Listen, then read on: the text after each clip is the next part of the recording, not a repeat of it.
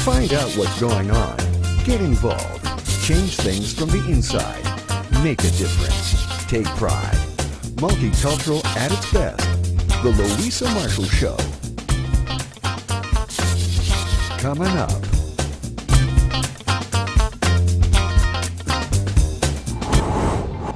Today, all new Simply the Best. Let's celebrate a fruitful new year, Philippine style with Paulina Constancia. Paulina is a Canadian Multidisciplinary Naïf Artist. Born and raised in Cebu, Philippines, her style is reflective of her personal childhood experiences with strong influences of Filipino customs and traditions. Paulina has exhibited her art in the Philippines, Indonesia, Thailand, Malaysia, Singapore, Japan, Greece, Poland, Slovenia, the Netherlands, Mexico, and in various cities in the U.S.A. and Canada.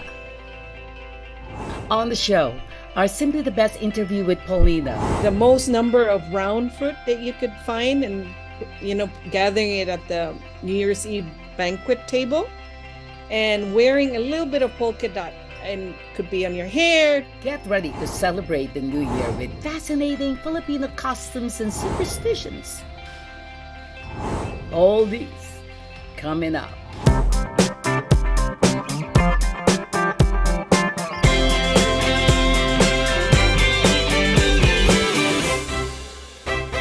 Hello, hello, hello. We have a great show for all of you. And this is making me so emotional. Paulina Constancia is on the show to talk about how Filipinos celebrate New Year's Eve, the New Year. Hello, Paulina. Hello, Luisa. Thank you for having me here in your show. Oh my goodness. Nice to meet you. I'm so thrilled. I'm so excited for you. New Year's Eve is coming. It's coming. And I was told by the Philippine Consulate that you are sharing the Philippine tradition in celebrating the New Year through your art. So it's going to be on December 28th to January 10. Tell me, Filipinos love New Year's Eve. We all know that. And it's always been a big celebration. And we have such fascinating customs and superstitions. So what are the superstitions that most stand out in your art? Okay, so this show called Fruitful is a collection of prints actually that's inspired by basically two New Year's Eve traditions in the Philippines. One is gathering the most number of round fruit that you could find and gathering it at the New Year's Eve banquet table and wearing a little bit of polka dot, and could be on your hair, could be around your neck or whatever, could be in your underwear, wherever you want to put it. It's anywhere you could put polka dots. I think it may be like a Chinese influence about dots, and they think it's round, so maybe it's money or fortune, good fortune, whatever. And fruit, it's like also because we relate fruit to sweetness and maybe nutrition, good health, and just wishing roundness, fullness of life. Paulina, you're wearing polka dots? Yeah, a little bit. I was like, I think you're wearing polka dots. So I remember my mother and my aunt wearing polka dots in the Philippines when I was growing up. And they said it's for good luck and prosperity. And I didn't get to wear polka dots during that time. It was just them, right? Maybe because we didn't have money, they didn't have money to buy me polka dots tops or whatever. Yeah. So when I was living in Manila, I never did wear any polka dots, especially during New Year's Eve. But I think now I have to start wearing polka dots here in Canada. Because you are wearing polka dots. Yeah, well, some people believe in the superstition, some don't. I mean, for me, when I do practice these things, it's more of a connection to the past, and memories of happy moments with family, especially those that are already long gone, our family that have already passed away. And all we have to hold on is the memory, right? And bringing these things on the table and continuing with the tradition kind of keeps them close to us, close to heart, so to speak. That's right. That's right. Wow. You want to know one more tradition? Okay, what is it? When we were kids, we were actually told to jump as high as we can. There's this jumping, because apparently if you jump as high as you can, you could grow a few inches in the new year. So the jumping is important. Apparently, even adults would do that because they think there's hope that they would still grow. Do you think I still have hope? Yeah, both of us might still have hope. So we'll try this new year. And another practice is actually making as much noise as you can, just leading towards the strike of 1 o'clock, like 12:50, 12:55, you start banging on pots and whatever. Yeah. That's why we have so many firecrackers, fireworks. So apparently it's supposed to scare away the evil spirits and send away, scare away the bad spirits and bad things from the old year. That's why you have to do it before the strike of 1 o'clock, or strike of 12:01, I guess. Because you need to kind of start the I think, fresh. You know what? Thank you for telling me that, because I didn't know that it is supposed to ward off evil spirits. Yeah. And, the banging of the pots. Banging, yeah. And not only evil, maybe evil people too, right? Yeah. Start doing that here in Canada too. Yeah. That's right. There's quite a few in the community, so I got to start banging. Yay! Right. Go away so much. Go away. Okay. Yeah, that's right. You know what? You were born and raised in Cebu. Yeah. So growing up in the Philippines, the way we celebrate Christmas over there, Christmas and New Year, and the way we celebrate it there and the way we celebrate here in Canada is pretty much different. Do you miss the holidays in the Philippines? And what do you miss most? The music that really connects with Christmas, because we always have carolers, right, at the door, and they don't even just sing, they ring the bell, and they want you to know that they're there, and they're gonna ask for money and all this. But anyway, the funny thing is that we actually really love it that it's Christmas again, and we hear the carols, even if a lot of the kids on the street, when they come carol at your gate, normally they don't really know the full lyrics of the song. That's why it's also kind of funny. Like when they sing, for example, "Oh, what fun it is to ride," right, on a one-horse open sleigh. But they kind of just make out the lyrics. So some of the little kids would say, "Oh, what fun, the restaurant," and a one. That was me. Yeah, it's funny. There's always a variation in whatever they make out the lyrics to be. So, and anyway, just the singing. There's singing at home, and there's the carolers, of course, that come to your door, and then there's always the gatherings, right? It's always the sense that there's community gatherings and family gatherings, and anyway, our families are smaller here, so and. We're a family of 3 right now. So, and most of our relatives are either overseas, or my husband's family is up north. So it's just really us. So it's a small family. So it's fairly quiet compared to how it is back home. So yeah, wow. Yeah, you kind of miss that. Also, do you miss the tradition of going to Simbang Gabi? Yeah. Yeah. Do you? Yeah, it's well, if you're Catholic, I never really did the whole thing though, but my mom was big on that. I just never really woke up that early.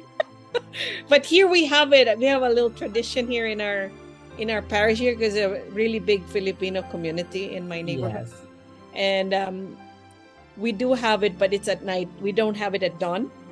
Yeah. So it's at 7. Yeah, I know, right? You were lucky, because I had no choice. They had to drag me to church. They had to wake me up. Yeah. So here it's like after the mass, there's always like a snack, like the parishioners bring their own food and we share. Exactly. But in the Philippines, in Manila, every time they bribe me with, "Hey, we're gonna get either popcorn or puto bongbong or bibingka, and I would be like, okay, I'm going. Yeah.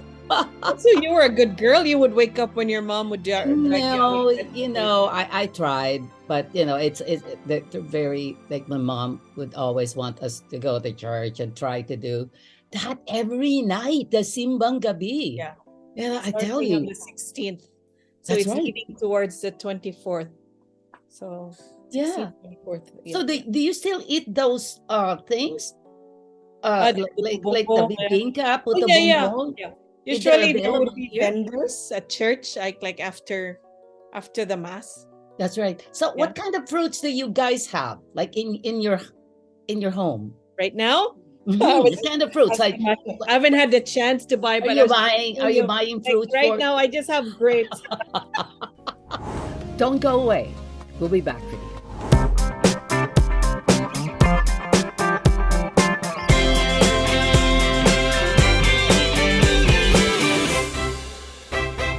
I was going to tell you something funny. Maybe a lot of Filipinos don't know this because I don't know if you've noticed, but in the Philippines, when you speak of a grape, right? Yeah. How do you say it in Tagalog? Ubas. Pag isa, ubas. Pag marami, ano pangalan? Oh my God. Pa rin. Ubas. So, di ba? Tapos gaya nito, pag ito, isa lang, anong tawag? Apple. Di sa Tagalog ba? Oh, mansanas. Pag dalawa, anong tawag? Mansanas pa rin. Mansanas pa rin. Di ba nakakatuwa? Kasi Espanyol yan, galing yan sa Spanish.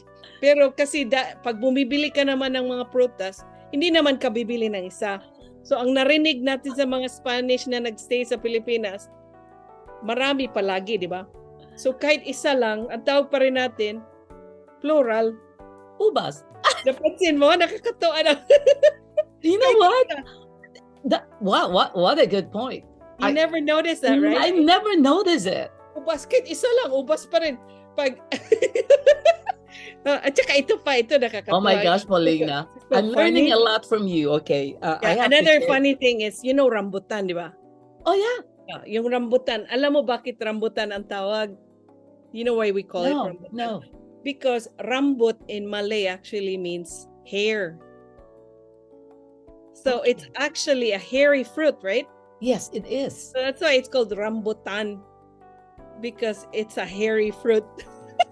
And then this is the funny thing, because I really love, I love word languages and all this.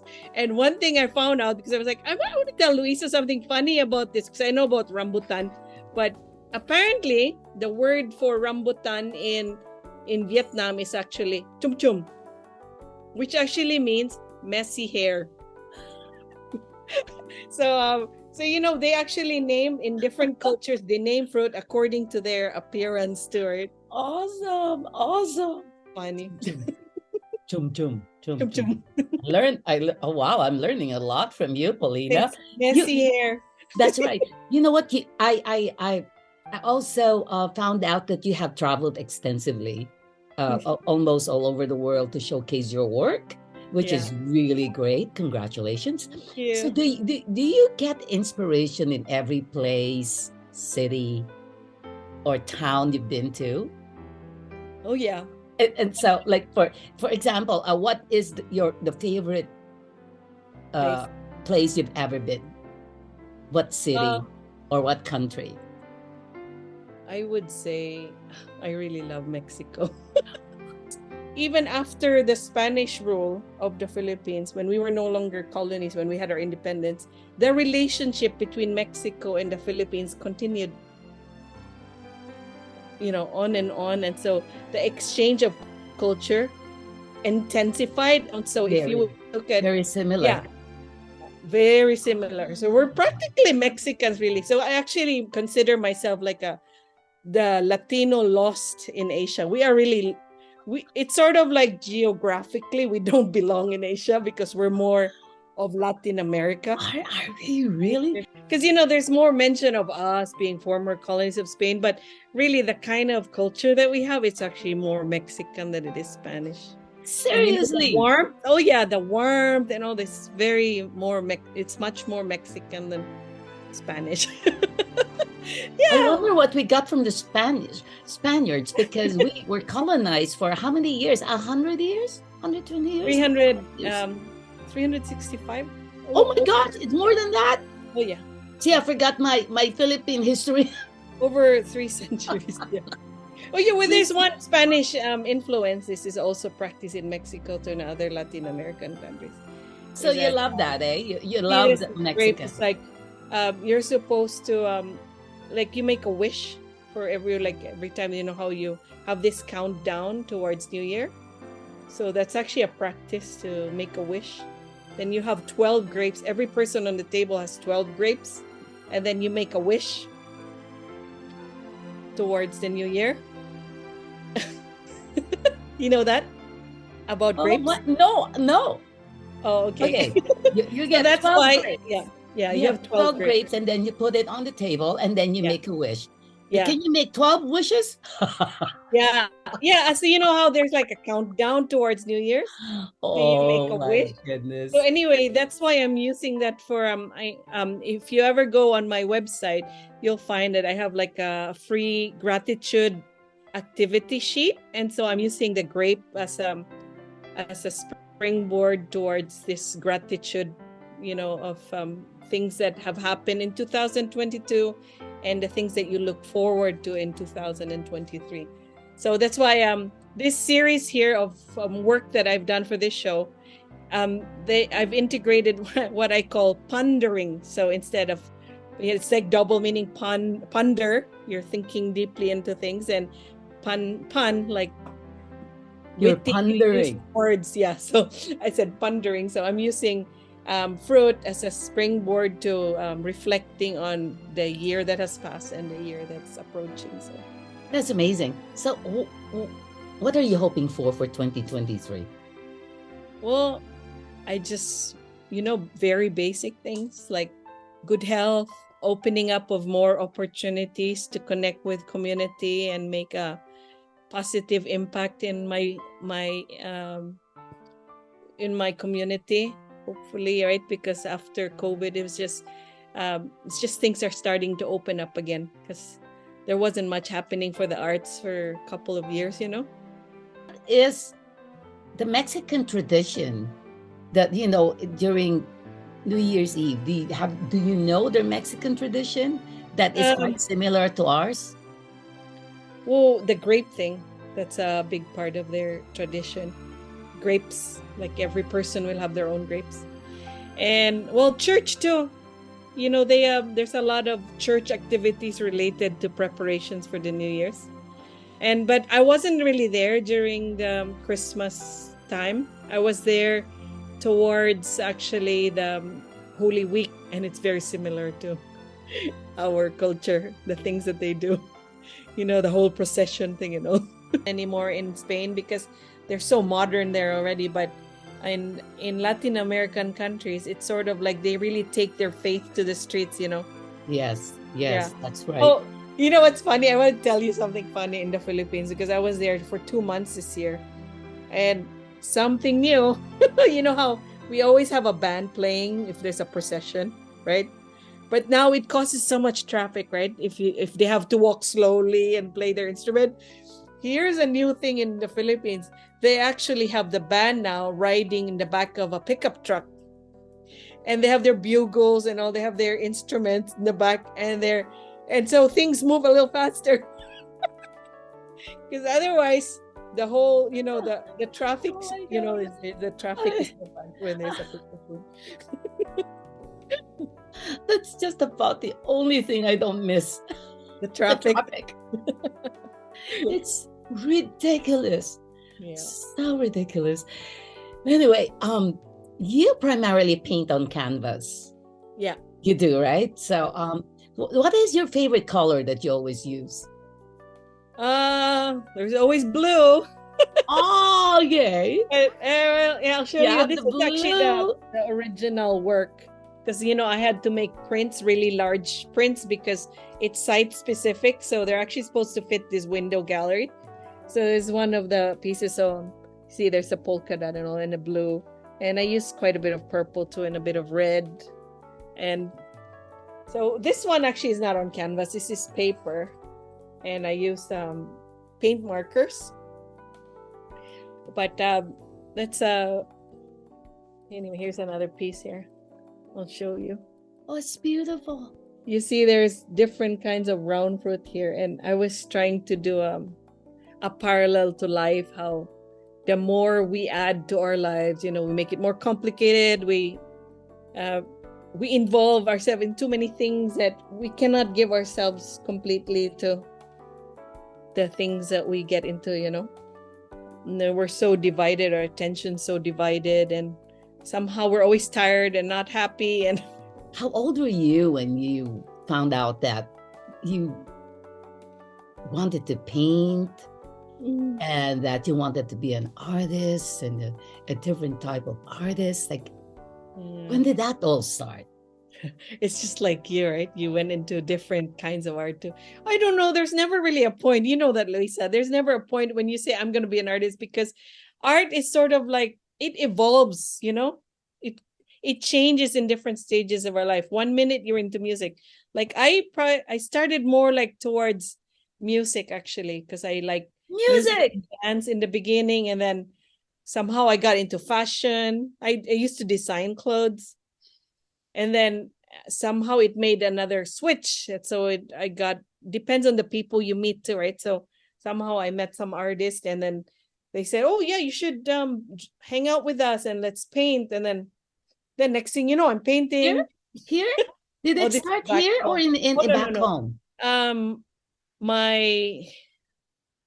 don't know. It started when I was, I was really young, when I had a feeling that I had a very strange way of expressing myself. It's like, if I had black shoes, I wanted it to be blue. So I would spray paint it, stuff like that. It's just, it's so silly. It's like, I have a white wall. I'm not happy with it. I'm going to spray paint it with stripes or whatever. It's sort of like, you're always improvising. You're always modifying things and, wow, putting a little personal touch to things, right? Whatever you touch, whatever you do, you want it. Because it makes you happy, right? Yeah, exactly. Just makes so I'm sure happy. For yourself too, because you're a singer and, media personality, then I'm sure you also express yourself in the kitchen. Like I'm sure you bake, you cook, you're right. It's like, I think art is just a way of living. It's a way of being. It's not just a medium, just that I'm just a painter. No, it's the way you are. It's who you are, right? That's right. Yeah. So it's just, you consider it something that inspires you to, and that you really enjoy doing. Yeah, it just manifests itself in different forms throughout your life, and you cannot resist it. It's bound to evolve, through the years, and you have to be open to the changes, because otherwise you'll be stuck in one form when there's many other ways of speaking, so to speak. And there's many ways of expressing yourself. Mga kababayan and also friends here in Vancouver, whether you are Filipino or not, I'm sure you will learn a thing or two from this collection. Fruitful ponderings towards the new year. So please do come to the 4x4 on 5th Avenue here in Vancouver to see the show called Fruitful from December 28th till January 10th. Thank you. Paulina, what are you grateful for? Whoa, I'm grateful for life, just being able to, to be here and talk with you. And we're still here. That's the thing. Despite COVID and all, we're still here. We're still connecting, and, we're looking forward. I think just the spirit of being hopeful that there's still great things to come in our lives, That's I'm thankful for that. There's hope and there's a future to look forward to. Great things to come, Paulina. Yeah. So good luck to you. Yeah, and to you too, with all your activities and your crazy, showing. Yeah. Thank you. Thank you so much for joining me today. Thank you, Luisa, and good luck and all the best to everyone for this new year. All the best to you. Okay. Bye-bye.